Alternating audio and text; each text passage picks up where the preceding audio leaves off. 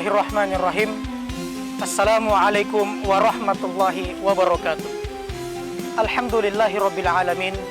Wassalatu wassalamu ala Rasulillah, amma ba'd.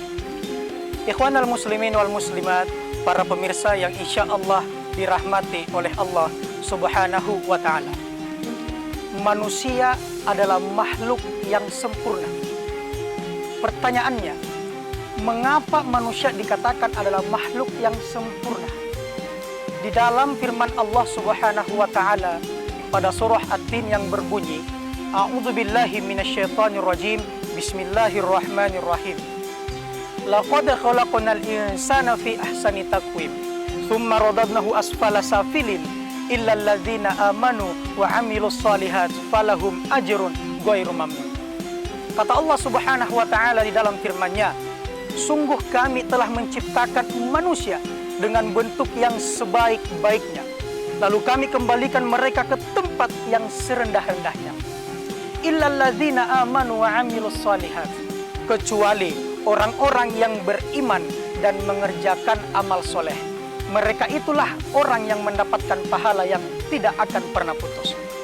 Jamaah rahimakumullah, pada ayat ini Allah Subhanahu wa taala telah menegaskan bahwasanya manusia diciptakan dengan bentuk yang sebaik-baiknya. Mengapa Allah Subhanahu wa taala mengatakan di dalam firman-Nya bahwa manusia adalah makhluk yang sempurna? Ternyata menurut jumhur ulama, salah satunya menurut Profesor Dr. Quraish Shihab di dalam tafsir Al-Misbah menjelaskan ada 3 komponen, ada 3 sesuatu yang membedakan manusia dengan makhluk yang lainnya. Apa itu? Yang pertama, manusia memiliki potensi keimanan. Yang kedua, manusia memiliki potensi akal pikiran. Dan yang ketiga, manusia memiliki potensi hawa nafsu. Potensi yang pertama, manusia memiliki potensi keimanan. Itulah sebabnya mengapa manusia berbeda dengan hewan. Dikarenakan hewan ataupun binatang hanya diberikan potensi hawa nafsu saja.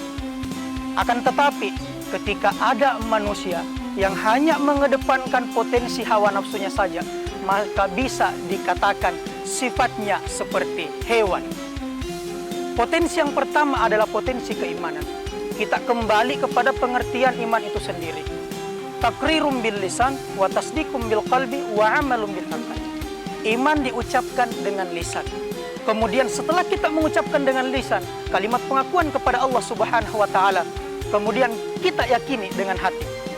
Setelah diyakini melalui hati, lalu wa amalum bil arkan, dikerjakan, diaplikasikan melalui amal perbuatan. Potensi yang kedua yang membedakan manusia dengan makhluk-makhluk ciptaan Allah yang lainnya seperti malaikat, tumbuhan ataupun hewan, yaitu potensi akal pikiran. Berbicara tentang potensi akal pikiran, untuk memperdalam, untuk memperbaiki akal kita, maka seyogianya kita memperbanyak, kita menuntut ilmu pengetahuan. Berbicara tentang ilmu pengetahuan, ilmu terdiri dari 3 huruf, Ain, Lam, dan Mim. Ain yaitu Ailiyun, artinya yang ditinggikan. Maka ketika manusia memiliki ilmu pengetahuan, yakin dan percaya Allah Subhanahu wa taala akan mengangkat derajatnya. Sebagaimana di dalam firman-Nya, A'udzubillahi minasyaitonir rajim, yarfa'illahu alladhina amanu minkum walladzina utul ilma darajat. Bahwasanya Allah akan mengangkat derajat orang-orang yang beriman dan orang-orang yang berilmu dengan beberapa derajat. Huruf yang kedua yaitu Lam, latif, lemah lembut. Seyogianya, seharusnya manusia yang memiliki ilmu pengetahuan, yang memiliki ilmu agama, maka dia bersikap yang lemah lembut, tidak mengedepankan sikap yang sering marah-marah ataupun sikap yang arogansi. Huruf yang ketiga yaitu Mim, mulk, artinya penguasa. Ketika seorang manusia, kita sebagai seorang hamba memiliki ilmu pengetahuan, ilmu agama yang baik, maka yakin dan percaya dia akan diangkat derajatnya oleh Allah Subhanahu wa taala dan akan dijadikan sebagai pemimpin sekurang-kurangnya, pemimpin di dalam keluarganya. Ikhwanal muslimin, para pemirsa yang insya Allah dirahmati oleh Allah Subhanahu wa Ta'ala. Potensi yang ketiga yang dimiliki oleh manusia akan tetapi tidak dimiliki oleh makhluk ciptaan Allah yang lainnya, yaitu potensi hawa nafsu. Terkhususnya di dalam bulan suci Ramadan ini, nafsu adalah salah satu bidang, salah satu potensi yang wajib kita jaga. Sebagaimana yang kita ketahui, nafsu terbagi menjadi 3. Nafsul ammarah, nafsul lawamah, dan nafsul mutmainnah. Nafsul ammarah yaitu nafsu yang dimana ketika pemiliknya melakukan kemaksiatan, maka nafsu ini lebih condong ke depan.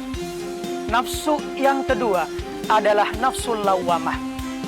Bisa dikatakan nafsul lawamah ini adalah nafsu yang bimbang, di mana ketika kita sebagai manusia melakukan kemaksiatan, melaksanakan hal-hal yang dapat mendatangkan kemudaratan, maka nafsul lawamah ini bergejolak, bertanya-tanya di dalam hati kita, apakah yang saya kerjakan ini adalah hal yang baik ataupun hal yang buruk.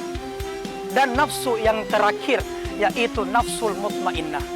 Allah Subhanahu wa Ta'ala berfirman di dalam surah Al-Fajr, telah menggambarkan bahwasanya, ya ayyatuhan nafsul mutmainnah irji'i ila rabbiki radiyatan mardiyah fadkhuli fi ibadi wadkhuli jannati.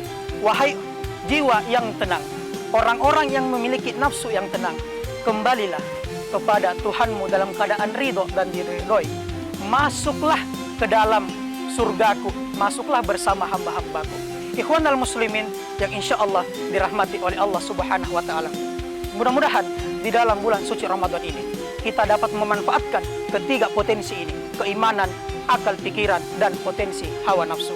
Demikian yang dapat kami sampaikan. Wallahul muwaffiq ila aqwamit thoriq. Wassalamualaikum warahmatullahi wabarakatuh.